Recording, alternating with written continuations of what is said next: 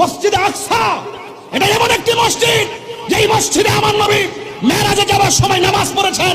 এই মসজিদ সেই মসজিদ যেই মসজিদের পাথরগুলো একদম সমুদ্রের তলদেশ থেকে জিনদের মাধ্যমে উঠানো হয়েছে। প্রত্যেকটা পাথরে সূরা ইয়াসিন লেখা ছিল। এমন মসজিদ, এই মসজিদ সেই মসজিদ যেই মসজিদ মুসলমানদের প্রথম কিবলা ছিল।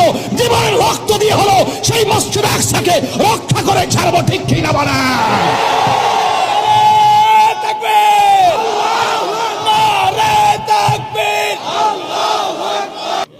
এবার মিল্লামিশা চলেন, সবাই মিল্লামিশা লন, আমরা ফিলিস্তিন যাই।